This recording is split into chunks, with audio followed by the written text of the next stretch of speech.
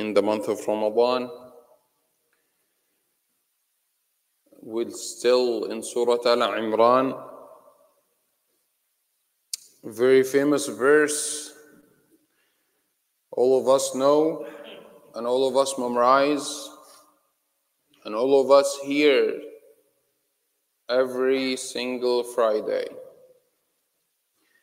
Allah subhanahu wa ta'ala said, يا أيها الذين آمنوا اتقوا الله حق تقاته ولا تموتن إلا وأنتم مسلمون.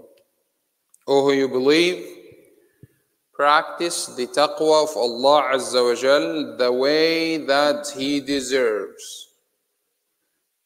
The way that He deserves. To give you an example to understand this verse, so all of us, we have children. So when you enter their room and you ask them, would you please clean up your room? They will say, okay, we'll do it. And then you're gonna come after a while to check either they clean it or not. You find, mashallah, everything is cleaned, neat, nice, but the moment that you look underneath the bed, you find blankets there, toys, plates, whatever. So you're gonna ask them again, I told you to clean up the room. They say, Baba, we already cleaned it. You say what? No, I want you to clean the room the way that I want, not the way that you want. وَلِلَّهِ الْمَثَلُ الْأَعْلَى. This is just an analogy to give you rough understanding. اتقوا الله حق تقاته. Practice the taqwa of Allah subhanahu wa ta'ala the way that He wants. But the problem of us today that we want everyone is looking how Islam should be promoted according to me.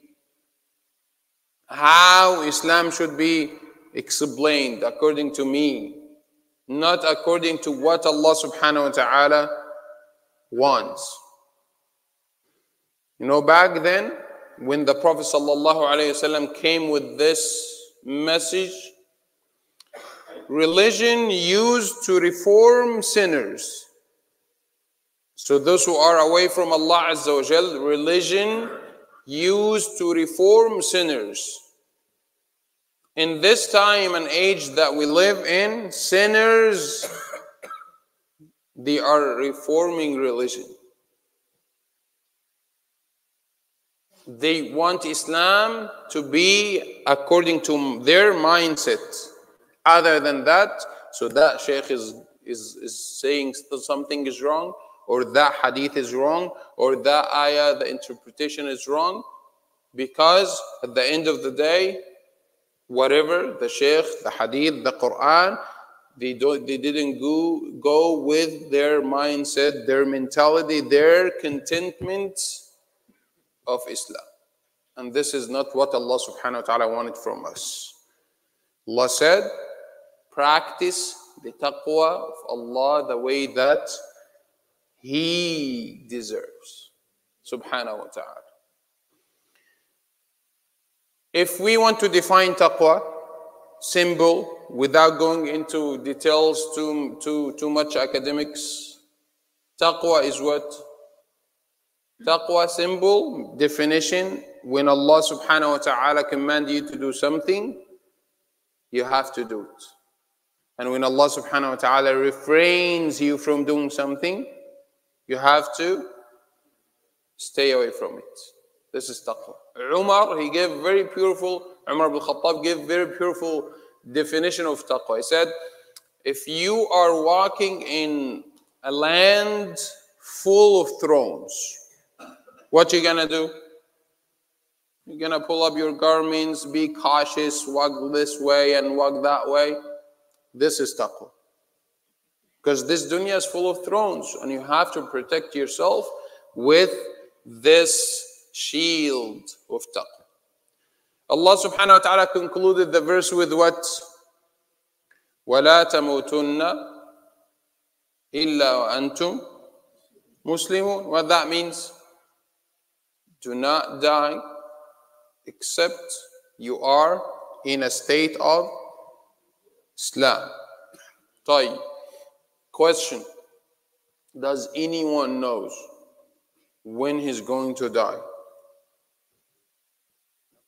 No, right? No one.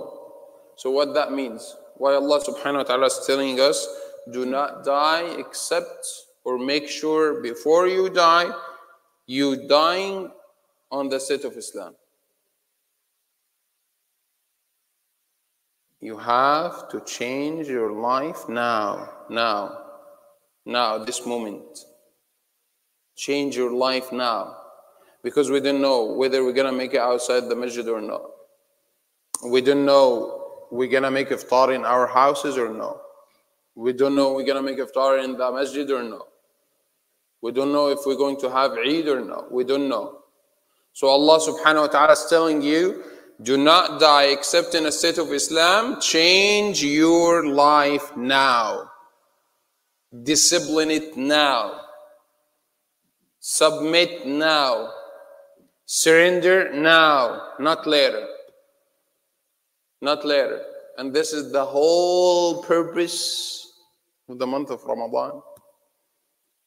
The main theme, that you surrender yourself, that you became a habit, that you can refrain yourself from certain things. So it can carry you out till next Ramadan if Allah give us life. So we have to submit now, surrender now, because you don't know what will happen after 5 seconds. So if you are submitting, surrender yourself to Allah, khalas, that's it. It doesn't matter, because you will be on this state of submission and that state of taqwa. That's it. Then Allah subhanahu wa ta'ala said in the next verse, He said, the tool that will help you to submit and surrender. وَاعْتَصِمُوا بِحَبْلِ اللَّهِ جَمِيعًا. Hold on to the rope of Allah Azza wa Jal. What is that rope of Allah? Quran. Simple. Quran has left nothing for you. Allah is telling you, hold on to the rope of Allah Azza wa Jal, the Quran. You want to be like succeed in this life, the success here, stick to the Quran. You want to be like succeed in the hereafter, stick to the Quran. You want both, stick to the Quran. Stick to the Quran. Don't abandon the Quran till next Ramadan. It doesn't work this way.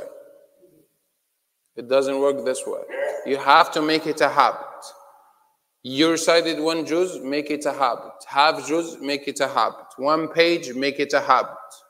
One surah, make it a habit. But to leave the Quran completely, ignoring, abandoning till the following Ramadan, the Quran wasn't made for this. It is lifestyle, lifelong mission. Lifelong mission. You have to stick yourself to the Quran. Allah said after this what? وَلَا تَفَرَّقُوا. You have to be one body, one ummah. What is the context of this ayah? You know, after the migration from Mecca to Medina, the Prophet sallallahu alaihi wasallam, Medina was inhabited by Jews. And Aus and Khazraj. These both two tribes. The first thing the Prophet ﷺ did after the masjid, the Prophet did what? He did what? Huh? The masjid was first, then not the agreement with the Yahud. Huh? Brotherhood between the Aus and Khazraj, because there was like a rival between them, wars. It's not one for one year, 2 years, it was for 120 years. Imagine war between two tribes, two countries for 120 years. Imagine when you see someone and you will tell him, yeah, I hate you because my great grandfather hated your great grandfather. Can you imagine this? So the Prophet ﷺ, he makes this brotherhood between Aus and Khazraj, these two main tribes. One of the Jews, he didn't like this because now they are one body, one ummah. So we have to divide them again. So he hired someone and he told him, you remember the poem of the Aus bravery? He said, yeah, I memorized all of them. He said, yeah, just go there among the Khazraj and start saying the poem, the poetry of the Aus bravery. So I want them to remember this. And he did the same thing with Khazraj. And he sent someone there to say the same poem of Khazraj bravery and Aus bravery to start to ignite the fire of this rival again. And they stood up, they remembered now, khalas, everything. They stood up, they were about to fight. And the Prophet ﷺ, he came, and Jibreel came with this ayah. وَاذْكُرُوا نِعْمَةَ اللَّهِ عَلَيْكُمْ. Allah is saying, I showered you with the blessings. The one particular blessing in this ayah, إِذْ كُنْتُمْ أَعْدَاءً فَأَلَّفَ بَيْنَ قُلُوبِكُمْ. Remember when you were like enemies to one another, and Allah did this ta'lif. Ta'lif means what? Binding together. That's why the book in Arabic called ta'lif or mu'allaf. Why? Because pages on the top of one another and it is binding together. So Allah subhanahu wa ta'ala said, remember this. Don't let any other factors to affect this brotherhood, especially from the Jews. And Allah subhanahu wa ta'ala reminded the people of the book, like a couple verses before this, Ya Ahl al-Kitab, lima tasudduna an sabilillah. Why you are doing this, why you are stopping people from submitting, surrendering to Allah Azza wa Jalla, and causing fitna and causing qatl and all of this. That's why Allah subhanahu wa ta'ala said in Surah Al-Baqarah, وَالْفِتْنَةُ أَشَدُّ مِنَ الْقَتْلِ. Causing fitna is worse, way worse than killing. Why? Have you ever asked yourself why? Yeah, killing is horrible, no doubt about it. But fitna is worse than killing. Why? Because like people take this killing and it magnifies it. That's why Allah said, وَالْفِتْنَةُ أَشَدُّ مِنَ الْقَتْلِ. So maintain this brotherhood. Carry out this ulfa that happens in Ramadan till the next year, next Ramadan, if Allah gives us life. You have to carry it out. Don't detach yourself. Now we don't have Aus and Khazraj, but we have other things. My Shaykh is better than your Shaykh.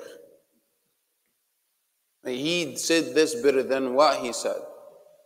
We don't learn ilm for these things. Or like you prayed 8 rak'at, I prayed 20 rak'at.